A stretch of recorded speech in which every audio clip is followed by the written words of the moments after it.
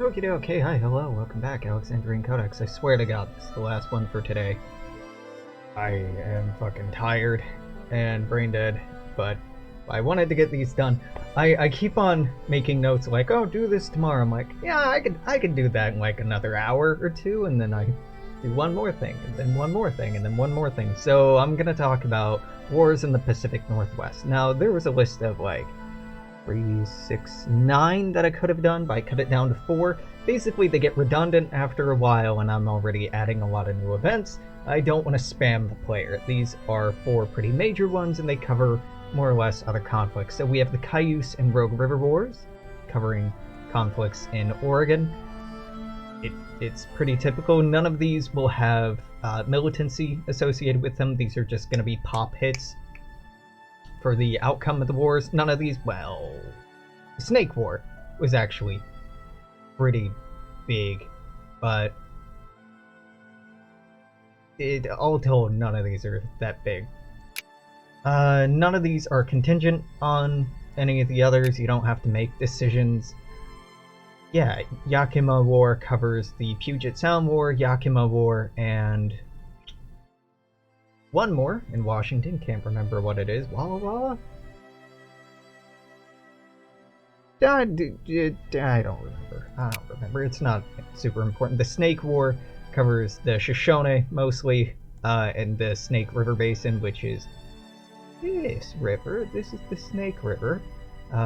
Here is where this war was fought mostly. Well, here mostly. And this just affects Shoshone everywhere. Why does that hit twice? Shoshone, Idaho, Shoshone, Nevada. Yeah, okay, that's why. It hits Nevada and here, Idaho. It also hurts non-natives in those areas. And the last one is the Nez Perce War, which actually is like pretty cool. If you read about it, the Nez Perce, this last band of Nez Perce were about to surrender and go onto the reservations. They held a ceremony.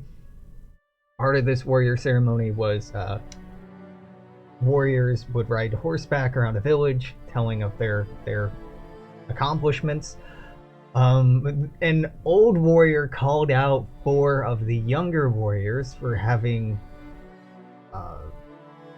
honor kills that they never took. They never took revenge for the killings of certain family members. And this was a ceremony. There's a lot of drinking involved. Well, not a lot, but there was drinking involved, and 4 of these young warriors, intoxicated, decided, okay, yeah, fuck yeah, let's go avenge our family members. We don't want to be dishonored, so they hopped on their horses, rode to the nearest settlement, killed 5 people. And they rode back. The next day, more warriors were inspired by that and started participating in raids. And then their chief gets back a few days later, is like, well, there's no way we can convince the Americans to make peace. Like, there's no way that they'd be willing to understand this and making concessions. So, fearing for the rest of their band, they started running towards Crow territory. And a hot pursuit was the U.S. Army. They retreated over 1,170 miles, ending up 40 miles away from the Canadian border. They had gone to the Crow first, asking for amnesty, and the Crow turned them away. So then they were headed for Canada, and they were almost there when they were caught. It's goddamn. You could make a very good movie about this. This is such a wonderfully dramatic piece of history, and I had to cut down this quote by General Philip Sheridan. Sheridan was the general in charge of subduing them and moving them to reservations and pursuing them. Essentially, his elongated quote is, "We took away their country, their mode of survival, their way of life. We gave them disease and decay. How could anyone expect anything less?" Like, well, Jesus, it's really surprising to read a military man in the 19th century understanding these motivations. So, additionally, I've made a couple of changes. Gold now appears in San Francisco, LA, and San Diego again. They've been re-enabled. I added a new thing with all gold events, all gold rush events, now no longer just have the gold rush bonus to the province they're in, but a gold rush immigration attraction bonus to every adjacent province as well for 1 year. The bonus on the territory itself is still 2 years. That's to help simulate the attraction of people to the general area, not just to that one specific place. And I've liked how it's worked out so far. It's not just the United States that gets this, it's everyone. So if you are playing, say, Australia, and you have, oh, I don't know, a shit ton of gold, you'll get advantage. You'll be able to take advantage of that. Same thing for South Africa, and same thing for the Canadian provinces. So it seems to work pretty well. I also added one more Trail of Tears / Trail of Death event for the Potawatomi in Indiana. There's only like 250 at game start, but they did exist, and their removal to Kansas is now something you need to make a decision on. What else have I done? I mean, I've added a lot today. Jesus, did I do the Comanche today? Holy fuck.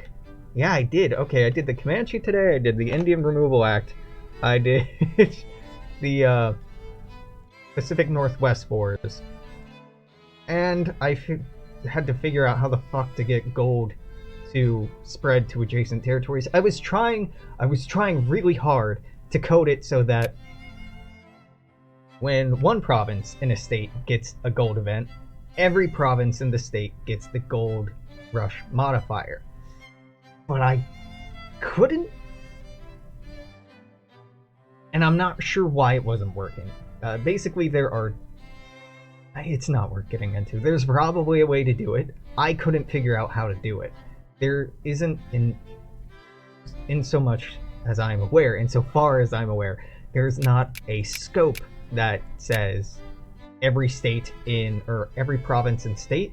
There's a state scope, there's a region scope, but those refer to a region as a whole, and province modifiers you have to apply individually to every province, unless you use the every adjacent province scope, in which case that applies to adjacent provinces, but there's not a scope defined that I'm aware of that applies to every state, province in the region. And I really wish there were, but I couldn't find it. And it probably wouldn't be that hard to program in now that I think about it. So I don't know. I'm not doing that this month. Maybe later I'll go and add that in defines somewhere. I don't know. But yeah, that is it for reals for today. Oh yeah, and I did fuck around with the population here. Actually, there's still way too many Navajo in Oklahoma. Sorry, Cherokee in Oklahoma, but yeah, I'm not fucking with that anymore. The numbers for the Muskogeans elsewhere have been fixed. This is no longer Native American Minor and Native American Minor. This is Numunu. It's actually Kiowa, which they were allied with the Comanche, which is why I have them being Comanche. Though there's a real argument for splitting them off, I guess. They'd just be super small. But for the time being, I'm leaving it as is. And this went Dakota or Siouan because they kind of sort of work. And this also helps communicate that these two really did dominate the region and were touching, not just kind of sort of separated. Yeah, okay. I'm gonna get the fuck off of Wiki 2. I'm gonna stop coding for today. I'm gonna eat a food, work out, not stare at a blinding bright screen anymore. It's not so bad when you have color, but when you're just staring at a white document over and over, no, my eyes hurt. Yeah, until tomorrow. For real. This time, for real. Tomorrow, I'm probably gonna work on the California Indian Wars and the Great Basin Indian Wars, which is really to say the Ute. And that's all I have on the agenda for tomorrow. So I'll probably be talking about a lot of very similar events tomorrow, but until then, bye-bye.